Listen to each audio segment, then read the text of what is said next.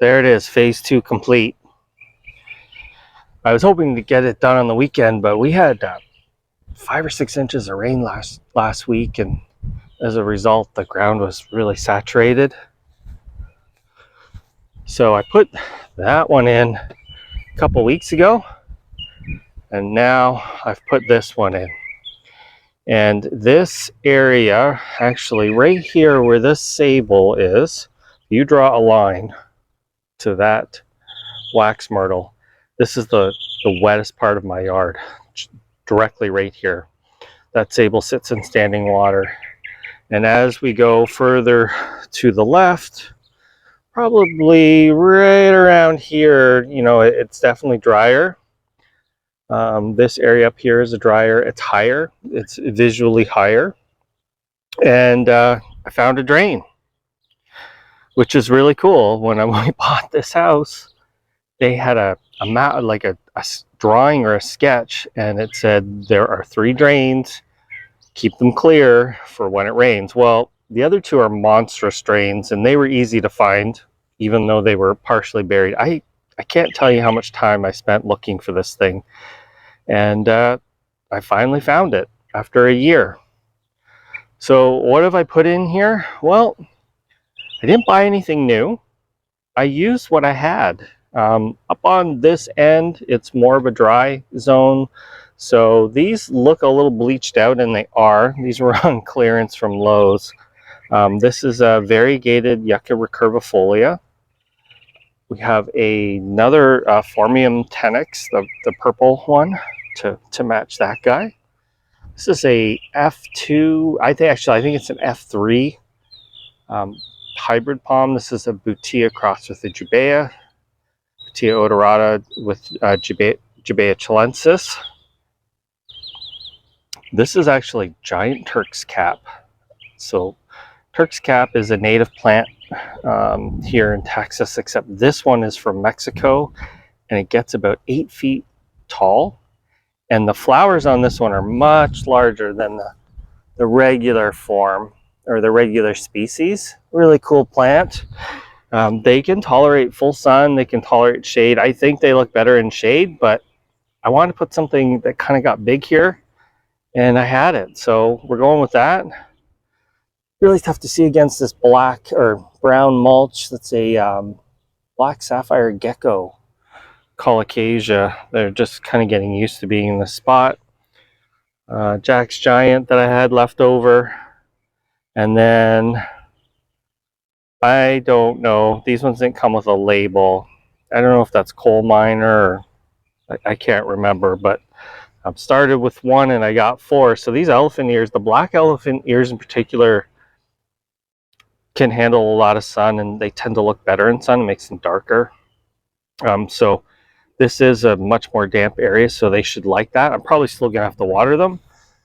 Sable, palmetto, and that's the Lisa, which is the mutant form.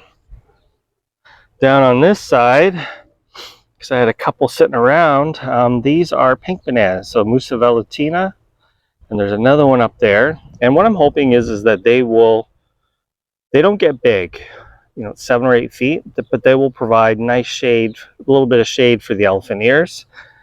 Sable Cossierum, which got planted this year, so that's a monster palm.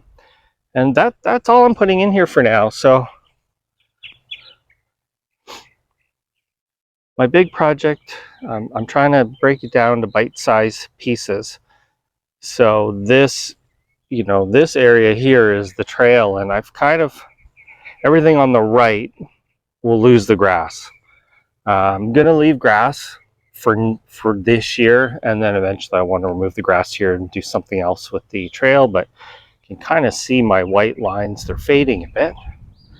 So eventually I'll get the posts, big posts or entryway, something to designate this area. And right there, the focal point of this entrance will be that Butea. The whole plan is to make from the edge of the path here to the fence. That will be pretty dense plantings.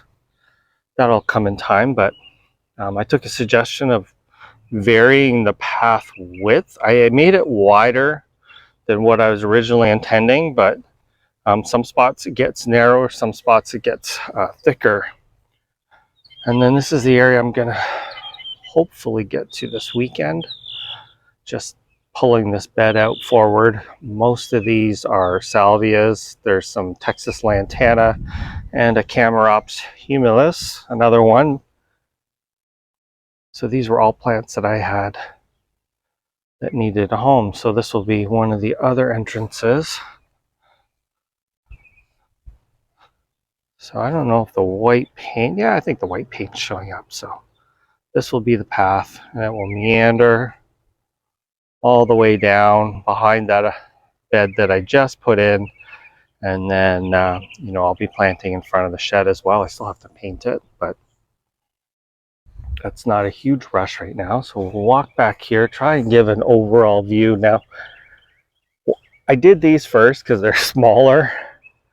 I thought it'd be easier to tackle something a little bit smaller. I haven't measured that one, but this one is 30 feet by 15. And that one is probably not too far off of that. So we'll say 800 to 900 square feet of grass removed. And then working all along the back fence there.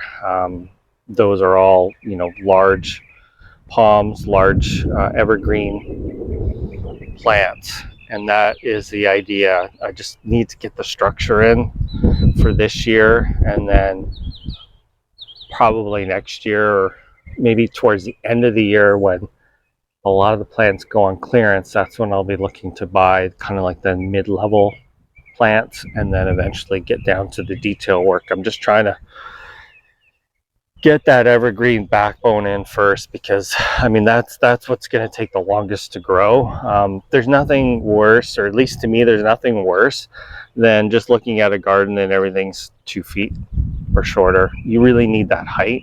That's what makes it look really pop. You know, you can see over here, these are just some bananas I planted last year, and like the elephant ears, but I mean they're getting big. So this is a little bit of a shadier spot, but these will tie in with those ones over there. You know, trying to repeat things throughout the garden, not just have, you know, one of everything, trying to have multiple. So that is stage 2. We will be going out in front of the shed here, and then that's the third entrance. So all of this area is going to go as well. The grass, I mean. Got these really nice big palms, and then I picked these up from another fellow gardener. These are called Texas Star. It's a type of hibiscus. They're hardy. They're not native to Texas though, so, but they will grow in water, and this is the absolute wettest spot, and so they should like it here. Full sun, lots of moisture. It's kind of a tough spot to plant, but these will do it. So real easy here. The ones with the darker colored leaves, those have red flowers, and then those are the white ones. So I need to put edging, metal edging in here to stop my neighbor's grass from coming over, but all of this area in front here will all be garden bed, and eventually, you know, be full and lush, and we'll have this part of the trail will be a narrower section. So there you go, slowly getting there. It takes time, and it's getting hot. I still have a lot of plants left over, but they're all palms, almost all palms, and starting to run out of space for palms because most of these are big ones. So there's my update.